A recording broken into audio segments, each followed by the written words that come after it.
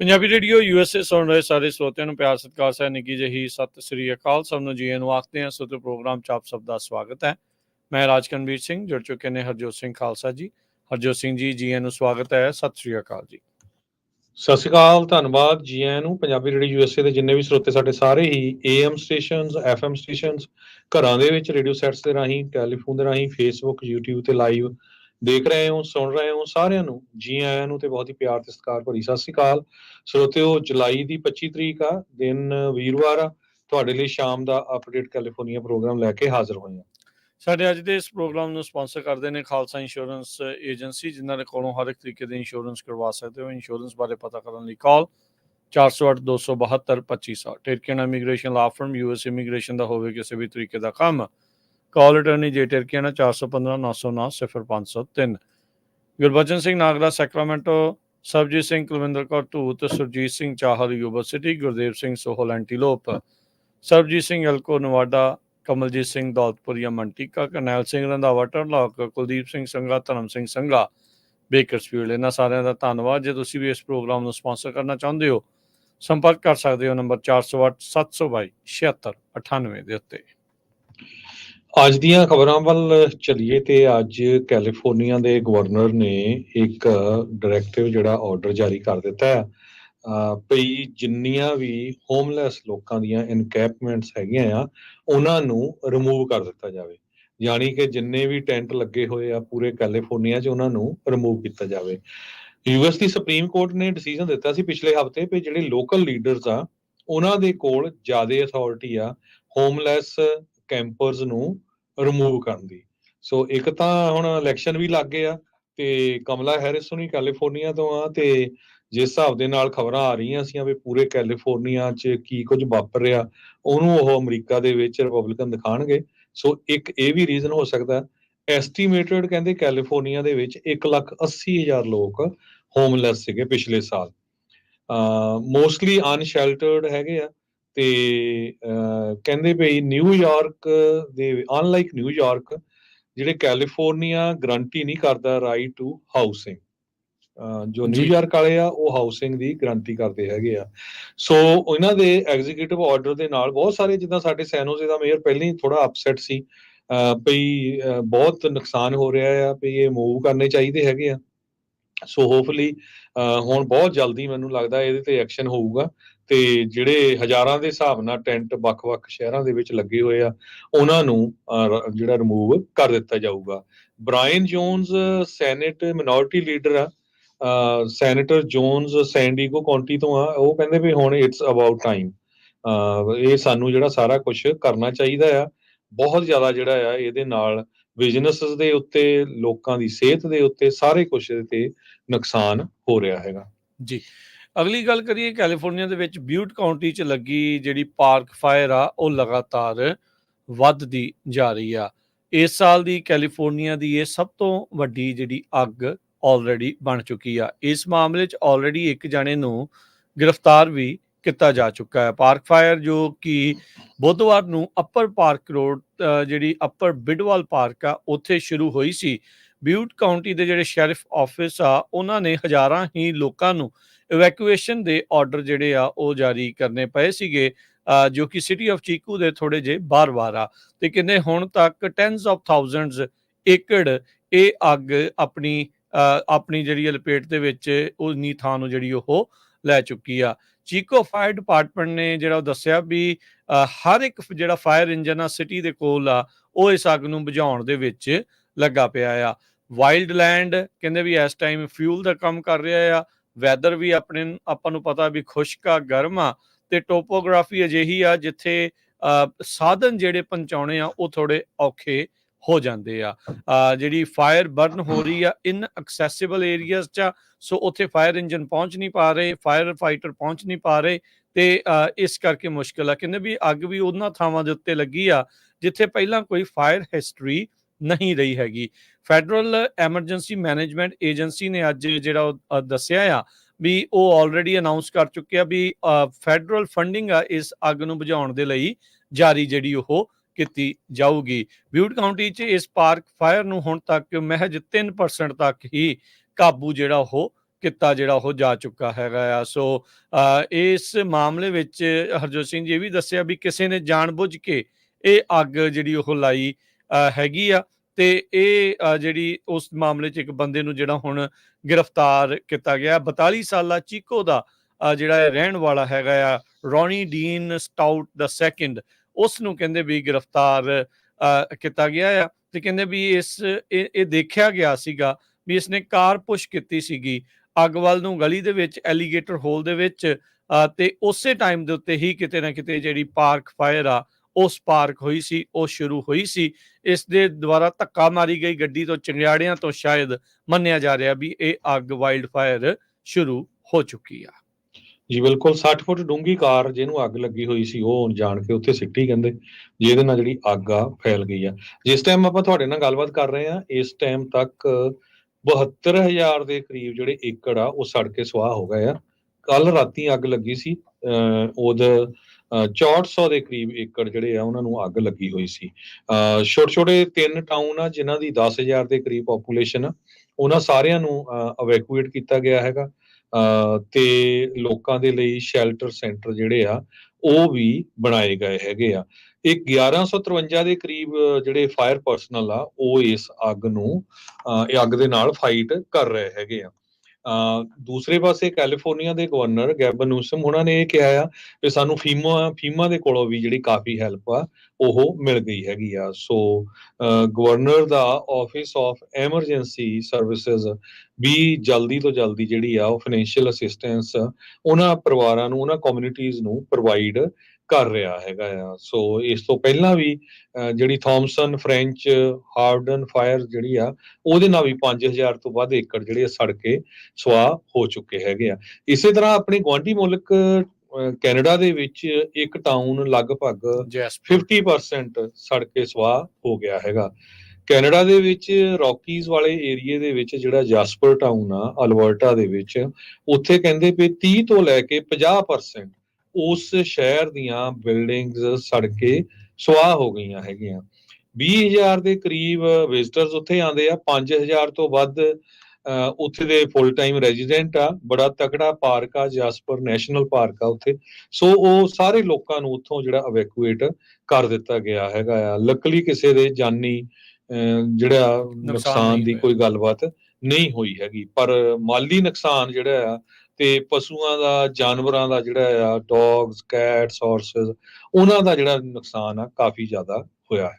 ਬਿਲਕੁਲ। ਤੇ ਆਪਣੇ ਗਵਾਂਢੀ ਸੂਬੇ ਦੀ ਵੀ ਗੱਲ ਕਰ ਲਈਏ, ਓਰੇਗਨ ਦੇ ਵਿੱਚ ਵੀ ਜਿਹੜੀ ਅੱਗ ਆ ਉਹ ਬੇਕਾਬੂ ਹੋਈ ਚੱਲ ਰਹੀ ਆ ਇਸ ਟਾਈਮ। ਮੁਲਕ ਦੀ ਕਹਿੰਦੇ ਵੀ ਸਭ ਤੋਂ ਵੱਡੀ ਜਿਹੜੀ ਅੱਗ ਆ ਉਹ ਓਰੇਗਨ ਦੇ ਵਿੱਚ ਫੈਲੀ ਹੋਈ ਆ। Interior national inter agency fire centre ਜਿਹੜਾ ਉਹ ਦੱਸ ਰਿਹਾ ਆ, US ਦੇ ਵਿੱਚ ਇਸ ਟਾਈਮ 99 ਜਿਹੜੀਆਂ ਐਕਟਿਵ ਅੱਗਾਂ ਜਿਹੜੀਆਂ ਉਹ ਚੱਲ ਰਹੀਆਂ, ਜਿਸ ਕਰਕੇ 1.2 ਮਿਲੀਅਨ ਏਕੜ ਤੋਂ ਵੱਧ ਆਲਰੇਡੀ ਸੜ ਚੁੱਕਾ ਆ। ਇਹ ਜਿਹੜੀ ਓਰੇਗਨ ਦੇ ਵਿੱਚ ਅੱਗ 17 ਜੁਲਾਈ ਨੂੰ ਲਾਈਟਨਿੰਗ, ਬਿਜਲੀ ਡਿੱਗਣ ਦੇ ਕਰਕੇ ਸ਼ੁਰੂ ਹੋਈ ਸੀ। ਡਰਕੀ ਫਾਇਰ ਇਸ ਦਾ ਨਾਮ ਆ।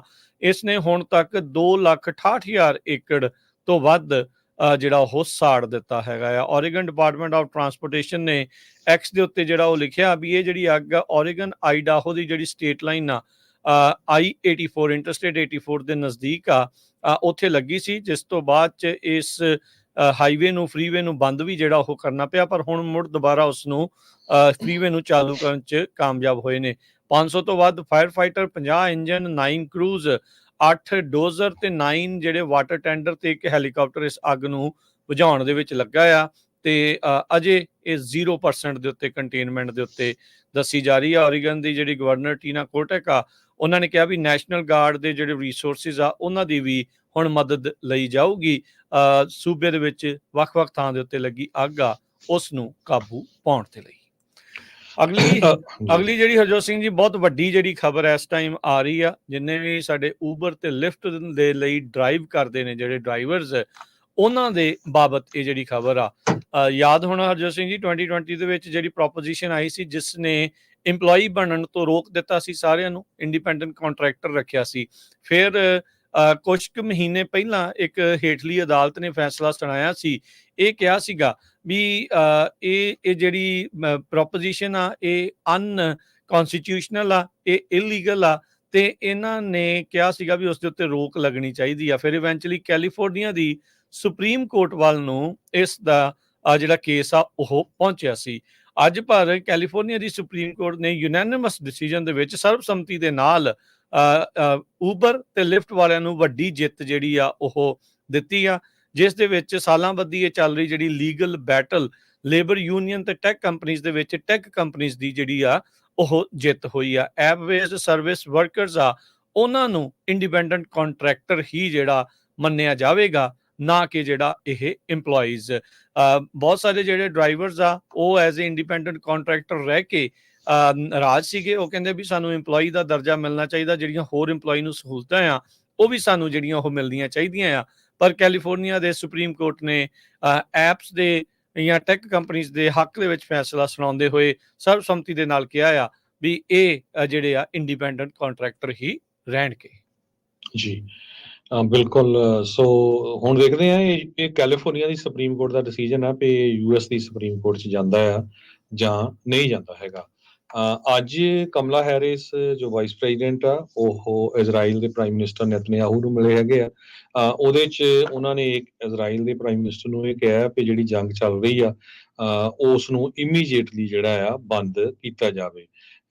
ਵੈਸੇ ਕਹਿੰਦੇ ਵੀ ਅਸੀਂ ਇਜ਼ਰਾਈਲ ਦੀ ਪੂਰੀ ਸਪੋਰਟ ਕਰਾਂਗੇ, ਪਰ ਜੋ ਬੰਬਾਰਡਮੈਂਟ ਇਜ਼ਰਾਈਲ ਵੱਲੋਂ ਪਾਲਸਤੀਨੀਅਨ ਲੋਕਾਂ ਤੇ ਕੀਤੀ ਜਾ ਰਹੀ ਆ, ਪਾਲਸਤੀਨੀਅਨ ਲੋਕ ਬਹੁਤ ਸਫਰ ਕਰ ਰਹੇ ਹੈਗੇ ਆ, ਉਹ ਇਮੀਡੀਏਟਲੀ ਐਂਡ ਹੋਣੀ ਚਾਹੀਦੀ ਆ, ਉਹ ਖਤਮ ਹੋਣੀ ਚਾਹੀਦੀ ਹੈਗੀ ਆ। ਸੋ ਜਦੋਂ ਤੋਂ ਹੀ ਜੋ ਹੈਰਿਸ ਆ, ਕਮਲਾ ਹੈਰਿਸ, ਉਹਨਾਂ ਨੇ ਆਪਣੀ ਕੈਂਪੇਨ ਐਤਵਾਰ ਤੋਂ ਸ਼ੁਰੂ ਕੀਤੀ ਹੋਈ ਹੈਗੀ ਆ ਤੇ ਉਹਨਾਂ ਦੇ ਉੱਤੇ ਕਾਫੀ ਜ਼ਿਆਦਾ ਜਿਹੜਾ ਇਹ ਪ੍ਰੈਸ਼ਰ ਵੀ ਸੀ ਜੋ ਵਾਰ ਚੱਲ ਰਹੀ ਹੈਗੀ ਆ, ਕਿਉਂਕਿ ਬਹੁਤ ਅਮਰੀਕਾ ਦੇ ਲੋਕ, ਈਵਨ ਬਹੁਤ ਸਾਰੇ ਜੀਓ ਵੀ ਇਹ ਕਹਿ ਰਹੇ ਆ ਵੀ ਇਹ ਧੱਕਾ ਹੋ ਰਿਹਾ ਹੈ, ਇਹ ਬੰਦ ਹੋਣਾ ਚਾਹੀਦਾ ਹੈਗਾ ਆ। ਕੱਲ ਕਾਫੀ ਵੱਡਾ ਪ੍ਰੋਟੈਸਟ ਵੀ ਵਾਈਟ ਹਾਊਸ 'ਚ ਹੋਇਆ। ਸਵੇਰੇ ਆਪਾਂ ਤੁਹਾਡੇ ਨਾਲ ਖਬਰਾਂ, ਵਾਈਟ ਹਾਊਸ ਦੇ ਸਾਹਮਣੇ ਸੌਰੀ, ਉਹ ਆਪਾਂ ਖਬਰਾਂ ਵੀ ਤੁਹਾਡੇ ਨਾਲ ਜਿਹੜੀਆਂ ਸਾਂਝੀਆਂ ਕੀਤੀਆਂ ਸੀ। ਬਿਲਕੁਲ। ਕਮਲਾ ਹੈਰਿਸ ਨੇ ਕਿਹਾ ਵੀ, ਕਹਿੰਦੇ ਵੀ ਮੈਂ ਚੁੱਪ ਨਹੀਂ ਰਹੂੰਗੀ। ਉਹਨਾਂ ਨੇ ਬਿਆਨ ਦਿੱਤਾ, ਕਹਿੰਦੇ ਵੀ ਇਜ਼ਰਾਈਲ ਨੂੰ ਹੱਕ ਆ ਵੀ ਆਪਣੇ ਆਪ ਨੂੰ ਉਹ ਡਿਫੈਂਡ ਕਰ ਸਕਦਾ ਆ, ਪਰ ਕਿਸ ਤਰੀਕੇ ਨਾਲ ਡਿਫੈਂਡ ਕਰ ਰਿਹਾ ਆ ਉਹ ਮੈਟਰ ਕਰਦਾ ਆ। ਕਹਿੰਦੇ ਵੀ ਮੈਂ ਆਪਣੇ ਜਿਹੜੇ ਸੀਰੀਅਸ ਕੰਸਰਨ ਆ ਉਹ ਜੋ ਉੱਥੇ ਹਿਊਮੈਨੀਟੇਰੀਅਨ ਇਨਸਾਨੀਅਤ ਤੌਰ ਦੇ ਉੱਤੇ ਜੋ ਮਾੜੀ ਸਥਿਤੀ ਬਣੀ ਆ ਉਸ ਨੂੰ ਲੈ ਕੇ ਜਿਹੜੇ ਆ ਉਹ ਚੱਕੇ ਆ, ਤੇ ਮੈਂ ਜਿਹੜੀ ਉਹ ਚੁੱਪ ਨਹੀਂ ਰਹੂੰਗੀ। ਇਹ ਵੀ ਦੱਸਦੇ ਜਾਈਏ, ਇਹਦਾ ਆਪਣਾ ਜਿਹੜਾ ਘਰ ਵਾਲਾ ਆ ਉਹ ਵੀ ਇੱਕ ਜੀਓ ਹੈਗਾ ਆ। ਰਿਪਬਲਿਕਨ ਪਾਰਟੀ ਇਸ ਟਾਈਮ ਕਮਲਾ ਹੈਰਿਸ ਨੂੰ ਐਂਟੀ ਸਮੈਟਿਕ ਜਾਂ ਐਂਟੀ ਜਿਊ ਜਿਹੜਾ ਆ, ਜਿਊ ਹੇਟਿੰਗ ਆ, ਉਹ ਪੇਸ਼ ਕਰਨ ਦੀ ਜਿਹੜੀ ਉਹ ਕੋਸ਼ਿਸ਼ ਦੇ ਵਿੱਚ ਲੱਗੇ ਹੋਏ ਆ। ਸੋ ਬੈਂਜਾਮਿਨ ਨੇਤਨਯਾਹੂ ਦੀ ਮੁਲਾਕਾਤ ਕਮਲਾ ਹੈਰਿਸ ਦੇ ਨਾਲ ਜਿਹੜੀ ਹੋਈ ਆ, ਜਿੱਥੇ ਹੈਰਿਸ ਹੁਣਾਂ ਨੇ ਇਹ ਆਪਣਾ ਜਿਹੜਾ ਉਹ ਬਿਆਨ ਦਿੱਤਾ ਹੈਗਾ ਆ। ਸੋ ਲੈਟਸ ਸੀ ਕੀ ਬਣਦਾ ਆ। ਉਧਰ ਇਹ ਵੀ ਦੱਸਦੇ ਜਾਈਏ, ਜਿਹੜਾ ਈਲਨ ਮਸਕ ਆ ਉਸਨੇ ਵੀ ਬੈਂਜਾਮਿਨ ਨੇਤਨਯਾਹੂ ਦੇ ਨਾਲ ਜਿਹੜੀ ਮੁਲਾਕਾਤ ਕੀਤੀ ਆ, ਜਿਸ ਤੋਂ ਬਾਅਦ ਦੇ ਵਿੱਚ ਉਹ ਕਹਿੰਦੇ ਵੀ ਅਸੀਂ ਜਿਹੜੇ ਚੈਲੰਜਸ ਆ, ਆਰਟੀਫਿਸ਼ੀਅਲ ਇੰਟੈਲੀਜੈਂਸ, ਇਕੋਨਮੀ, ਸੁਸਾਇਟੀ ਤੇ ਕਿਸ ਤਰੀਕੇ ਨਾਲ ਟੈਕਨੋਲੋਜੀ ਦਾ ਇੱਕ ਹਿਸਾਬ ਦੇ ਨਾਲ ਆਪਾਂ ਇਕੱਠੇ ਮਿਲ ਕੇ ਕੰਮ ਕਰ ਸਕਦੇ ਹਾਂ ਇਜ਼ਰਾਈਲ ਦੇ ਵਿੱਚ, ਉਸ ਬਾਰੇ ਅਸੀਂ ਉੱਥੇ ਚਰਚਾ ਕੀਤੀ। ਜੀ ਅਗਲੀ ਖਬਰ ਵੱਲ ਚੱਲੀਏ ਤਾਂ ਬੇ ਏਰੀਏ ਦੇ ਵਿੱਚ ਜਿਹੜੀਆਂ ਆਫਿਸ ਬਿਲਡਿੰਗਸ ਆ ਉਹਨਾਂ ਦੀਆਂ ਵੇਕੈਂਸੀਜ਼ ਦੇ ਵਿੱਚ ਬਹੁਤ ਜ਼ਿਆਦਾ ਵਾਧਾ ਹੋਇਆ। ਬਹੁਤ ਸਾਰੀਆਂ ਬਿਲਡਿੰਗਸ ਖਾਲੀ ਹੋ ਰਹੀਆਂ। ਕਹਿੰਦੇ ਵੀ 37% ਵੇਕੈਂਸੀ ਰੇਟ ਆ ਬੇ ਏਰੀਏ ਦੇ ਵਿੱਚ। ਕਸ਼ਮਨ and ਬੇਕਫੀਲਡ real estate the firm ਆ, ਇਹਨਾਂ ਨੇ ਹੁਣੇ ਐਨਾਲਿਸਿਸ ਕੀਤਾ ਹੈਗਾ। ਕਹਿੰਦੇ ਵੀ ਕੋਵਿਡ ਪੈਂਡੇਮਿਕ ਤੋਂ ਬਾਅਦ 34.5% ਸੈਕੰਡ ਕੁਆਰਟਰ ਦੇ ਵਿੱਚ ਜਿਹੜੀਆਂ ਵੇਕੈਂਟ ਹੋਈਆਂ ਬਿਲਡਿੰਗ, ਤੇ 6% ਪਿਛਲੇ ਸਾਲ ਨਾਲੋਂ ਜ਼ਿਆਦੇ ਆ। ਓਵਰਆਲ ਜੇ ਅਮਰੀਕਾ 'ਚ ਦੇਖਿਆ ਜਾਵੇ ਤਾਂ ਉਹ 20.5% ਹੈਗਾ ਆ। ਓਕਲੈਂਡ ਵਾਲੇ ਏਰੀਏ ਦੇ ਵਿੱਚ 18.6% ਆਫਿਸ ਦੀਆਂ ਬਿਲਡਿੰਗ ਖਾਲੀ ਆ, ਤੇ ਇਹ ਵੀ 3% ਪਿਛਲੇ ਸਾਲ ਨਾਲੋਂ ਆਪਾਂ। ਸੈਨੋਜ਼ੇ ਦੇ ਵਿੱਚ 17.2% ਖਾਲੀ ਹੈਗੀਆਂ ਆ। ਨਾਰਥ ਵੇ ਦੇ ਵਿੱਚ 13.3% ਖਾਲੀ ਹੈਗੀਆਂ। ਸੋ ਇਹਦੇ ਵਿੱਚ ਕਾਰਨ ਇਹ ਆ ਵੀ ਬਹੁਤ ਸਾਰੀਆਂ ਕੰਪਨੀਆਂ ਦੇ ਜਿਹੜੇ EMPLOYEES ਆ ਉਹ ਹਜੇ ਵੀ ਘਰਾਂ ਚੋਂ ਕੰਮ ਕਰ ਰਹੇ ਹੈਗੇ ਆ। ਸੈਨ ਫਰਾਂਸਿਸਕੋ ਦੇ ਚੀਫ ਇਕੋਨੋਮਿਸਟ ਟੈਡ ਈਗਨ ਆ, ਉਹਨਾਂ ਨੇ ਕਿਹਾ ਵੀ ਹਜੇ ਵੀ ਜਿਹੜੀ ਮਾਰਕੀਟ ਆ ਉਸ ਨੇ ਰੌਕ ਬਾਟਮ ਨਹੀਂ ਕੀਤਾ ਹੈਗਾ, ਹਿੱਟ ਨਹੀਂ ਕੀਤਾ ਹੈਗਾ, ਹਜੇ ਹੋਰ ਵੀ ਜਿਹੜੀ ਆ ਇਹ ਖਾਲੀ ਹੋਣਗੀਆਂ। ਸੋ ਇਹਦੇ ਨਾਲ ਜਿਹੜੀਆਂ ਕਮਰਸ਼ੀਅਲ ਬਿਲਡਿੰਗਸ ਹੈਗੀਆਂ ਆਫਿਸਿਸ, ਉਹਨਾਂ ਦੀਆਂ ਪ੍ਰਾਈਸਿਸ, ਉਹਨਾਂ ਦੀਆਂ ਕੀਮਤਾਂ ਦੇ ਵਿੱਚ ਵੀ ਬਹੁਤ ਜ਼ਿਆਦਾ ਜਿਹੜਾ ਘਾਟਾ ਡਾਊਨ ਜਾਊਗਾ, ਘਾਟਾ ਹੋਊਗਾ। ਪਰ ਜੋ ਨਵੀਂ ਟੈਕਨੋਲੋਜੀ ਓਪਨ AI ਜੋ ਹੈਗੀ ਆ, ਉਹਦੇ ਵਿੱਚ ਕਹਿੰਦੇ ਵੀ ਦੁਨੀਆ ਦੀ ਸਭ ਤੋਂ ਵੱਡੀ ਆਰਟੀਫਿਸ਼ੀਅਲ ਇੰਟੈਲੀਜੈਂਸ ਕੰਪਨੀ ਜਿਹੜੀਆਂ ਆ, ਉਹਨਾਂ ਨੇ ਇਹ ਕਿਹਾ ਆ ਵੀ ਅਸੀਂ ਬੇ ਏਰੀਏ ਦੇ ਵਿੱਚ 5 ਲੱਖ ਸਕੁਅਰ ਫੁੱਟ ਦਾ ਜਿਹੜਾ ਏਰੀਆ ਆ ਉਹ ਕਵਰ ਕਰਾਂਗੇ। ਸੋ ਕੁਛ ਕੁ ਕੰਪਨੀਆਂ ਆ ਵੀ ਰਹੀਆਂ ਹੈਗੀਆਂ, ਬਹੁਤੀਆਂ ਜਿਹੜੀਆਂ ਕੰਪਨੀਆਂ ਆ ਉਹ ਆਫਿਸਸ ਖਾਲੀ ਕਰ ਰਹੀਆਂ। ਜੀ। ਅਗਲੀ ਜਿਹੜੀ ਹਰਜੋਤ ਸਿੰਘ ਜੀ ਗੱਲ ਆ, ਕਹਾਵਤ ਸਭ ਨੇ ਸੁਣੀ, ਇੱਕ ਤਾਂ ਚੋਰੀ ਉੱਤੋਂ ਸੀਨਾ ਚੋਰੀ। 77 ਸਾਲਾਂ ਦਾ ਇੱਕ ਬਜ਼ੁਰਗ ਆਪਣੇ ਘਰ ਦੇ ਹੀ ਬਾਹਰ ਕਹਿੰਦੇ ਵੀ ਕਿਸੇ ਨੇ ਬਹੁਤ ਬੁਰੀ ਤਰ੍ਹਾਂ ਜਿਹੜਾ ਉਹ ਕੁੱਟ ਕੇ ਬੇਹੋਸ਼ ਕਰ ਦਿੱਤਾ। ਕਹਿੰਦੇ ਵੀ ਪੋਰਚ ਪਾਇਰੇਟ ਸਭ ਨੂੰ ਦੱਸਦੇ ਜਾਈਏ, ਜਿਹੜੇ ਘਰਾਂ ਦੇ ਬਾਹਰੋਂ ਤੁਹਾਡੇ ਡਿਲੀਵਰੀਆਂ ਆਈਆਂ ਹੁੰਦੀਆਂ ਉਹਨਾਂ ਨੂੰ ਚੋਰੀ ਕਰਕੇ ਚੱਕ ਕੇ ਲੈ ਜਾਂਦੇ ਆ। ਰਿਚਮੰਡ ਇਲਾਕੇ ਦੀ ਇਹ ਖਬਰ ਆ ਵੀ ਪੋਰਚ ਪਾਇਰੇਟ ਚੋਰੀ ਕਰ ਰਿਹਾ ਸੀ, ਉਹਦੇ ਘਰੇ ਜਿਹੜਾ ਆਇਆ ਸਮਾਨ, ਇਸਨੇ ਉਸਨੂੰ ਕਨਫਰੰਟ ਕਰਨ ਦੀ ਕੋਸ਼ਿਸ਼ ਕੀਤੀ, ਰੋਕਣ ਦੀ ਕੋਸ਼ਿਸ਼ ਕੀਤੀ, ਤੇ ਕਹਿੰਦੇ ਵੀ ਇਸ 77 ਸਾਲਾ ਬਜ਼ੁਰਗ ਨੂੰ ਉਹਨਾਂ ਨੇ ਕੁੱਟ-ਕੁੱਟ ਕੇ ਜਿਹੜਾ ਆ ਉਹ ਅਦਮ ਹੋਇਆ ਬੇਹੋਸ਼ ਜਿਹੜਾ ਉਹ ਕਰ ਦਿੱਤਾ। ਲੈਸਨ ਸਟਰੀਟ ਰਿਚਮੰਡ ਦੇ ਵਿੱਚ ਇਹ ਘਟਨਾ ਵਾਪਰੀ ਆ। ਰਿਚਮੰਡ ਪੁਲਿਸ ਨੇ ਇਹ ਜਿਹੜਾ ਉਹ ਦੱਸਿਆ, ਕਹਿੰਦੇ ਵੀ ਜਿਹੜਾ ਪੀੜਤ ਆ ਇਹ ਆਪਣੇ ਡੌਗ ਨੂੰ ਵਾਕ ਕਰ ਰਿਹਾ ਸੀ। ਇਹ 2:45 ਵਜੇ ਚਿੱਟੇ ਦਿਨ ਦੀ ਜਿਹੜੀ ਇਹ ਘਟਨਾ ਆ ਉਸ ਟਾਈਮ ਦੇ ਉੱਤੇ ਹੋਇਆ, ਤੇ ਇੱਕ ਜਿਹੜਾ ਕੋਈ 20s ਦੇ ਵਿੱਚ ਬੰਦਾ ਸੀਗਾ, ਉਹ ਪੈਕੇਜ ਜਿਹੜਾ ਚੋਰੀ ਕਰਨ ਦੇ ਲਈ ਉਸਦੇ ਨੇਬਰ ਦੇ ਪੋਰਚ ਤੋਂ ਜਿਹੜੀ ਉਹ ਕੋਸ਼ਿਸ਼ ਕਰ ਰਿਹਾ ਸੀ। ਜਦ ਇਸਨੇ ਉਸਨੂੰ ਕਨਫਰੰਟ ਕੀਤਾ ਤੇ ਅੱਗੋਂ ਇਸ ਨੂੰ ਪੈ ਗਿਆ ਤੇ ਉਸ ਨੂੰ ਕੁੱਟ-ਕੁੱਟ ਕੇ ਬੇਹੋਸ਼ ਕਰ ਦਿੱਤਾ। ਬਾਅਦ ਦੇ ਵਿੱਚ ਕਹਿੰਦੇ ਪੀੜਤ ਨੂੰ ਇਲਾਕੇ ਦੇ ਜਿਹੜੇ ਹਸਪਤਾਲ ਦੇ ਵਿੱਚ ਦਾਖਲ ਜਿਹੜਾ ਉਹ ਕਰਾਇਆ ਗਿਆ। ਸੈੱਲਫੋਨ ਦੇ ਵਿੱਚ ਕਹਿੰਦੇ ਵੀ ਉਹ ਤੇ ਉਹਦਾ ਜਿਹੜਾ ਡਿਜੀਟਲ ਕੈਮਰਾ ਆ ਉਹ ਵੀ ਚੋਰੀ ਜਿਹੜਾ ਸ਼ਾਇਦ ਉਹ ਚੋਰ ਆ ਕਰਕੇ ਉੱਥੋਂ ਲੈ ਗਿਆ ਸੀ। 80 ਦੇ ਨਜ਼ਦੀਕ ਜਿਹੜਾ ਰਿਚਮੰਡ ਦੇ ਲਾਗੇ ਇਲਾਕਾ ਆ, ਉੱਥੇ ਇਹ ਘਟਨਾ ਵਾਪਰੀ ਹੈਗੀ ਆ। PG&E ਕਹਿੰਦੇ ਆ ਵੀ ਰੀਚ ਪ੍ਰੋਗਰਾਮ ਨੂੰ ਐਕਸਪੈਂਡ ਕਰ ਰਹੀ ਆ। ਕਈ ਲੋਕਾਂ ਨੂੰ $2000 ਤੱਕ ਦਾ ਕ੍ਰੈਡਿਟ ਆ ਉਹ ਵੀ ਮਿਲੇਗਾ ਜਿਹੜੇ ਆਪਣੇ ਬਿੱਲਾਂ ਦੇ ਵਿੱਚ ਲੇਟ ਹੈਗੇ ਆ। Relief for energy assistance through community help reach programme. ਇਹਦੇ ਸੰਬੰਧ ਦੇ ਵਿੱਚ ਫ੍ਰਿਜ਼ਨੋ ਦੇ ਮੇਅਰ ਜੈਰੀ ਡਾਇਰ ਨੇ ਕਿਹਾ ਵੀ ਬਹੁਤ ਸਾਰੇ ਜਿਹੜੇ ਸਾਡੇ ਰੈਜ਼ੀਡੈਂਟਸ ਆ ਉਹ ਹਾਰਡਸ਼ਿਪ ਉਹਨਾਂ ਦੀ ਆ, ਬਹੁਤ ਸਟਰਗਲ ਕਰ ਰਹੇ ਹੈਗੇ ਆ ਕਿਉਂਕਿ ਬਿਜਲੀ ਦੇ ਬਿੱਲ ਬਹੁਤ ਜ਼ਿਆਦਾ ਹਾਈ ਹੋਏ ਹੈਗੇ ਆ। ਸੋ ਇਹਦੇ ਨਾਲ PG&E ਨੇ $55 ਮਿਲੀਅਨ એનર્ਜੀ ਫੰਡ ਦਿੱਤਾ ਹੈਗਾ ਆ ਰੀਚ ਪ੍ਰੋਗਰਾਮ ਨੂੰ। ਸੋ ਉਹਨਾਂ ਨੇ ਕਹਿੰਦੇ ਵੀ $17.2 ਮਿਲੀਅਨ ਆਲਰੇਡੀ ਦੇ ਦਿੱਤਾ ਆ, ਬਾਕੀ ਦੇ ਦਊਗੇ 25,000 ਇਨਕਮ ਐਲੀਜੀਬਲ ਕਸਟਮਰਸ ਜਿਨ੍ਹਾਂ ਦੇ ਪੁਰਾਣੇ ਬਿੱਲ ਰਹਿੰਦੇ ਹੈਗੇ ਆ, ਉਹਨਾਂ ਨੂੰ ਪੈਸੇ ਮਿਲਣਗੇ। ਤੇ ਕਹਿੰਦੇ ਆਉਣ ਵਾਲੇ ਸਮੇਂ ਦੇ ਵਿੱਚ ਟੋਟਲ 65,000 ਲੋਕ ਜਿਹੜੇ ਆ ਕੁਆਲੀਫਾਈ ਕਰ ਸਕਦੇ ਆ, ਜਿਨ੍ਹਾਂ ਨੂੰ $2,000 ਤੱਕ ਆਪਣੇ ਜਿਹੜੇ ਬਿਜਲੀ ਦੇ ਬਿੱਲ ਹੈਗੇ ਜਿਹੜੇ ਪਾਸ ਡਿਊ ਆ ਉਹ ਮਿਲ ਸਕਦਾ ਹੈਗਾ ਕ੍ਰੈਡਿਟ ਉਹਨਾਂ ਨੂੰ। ਜੀ।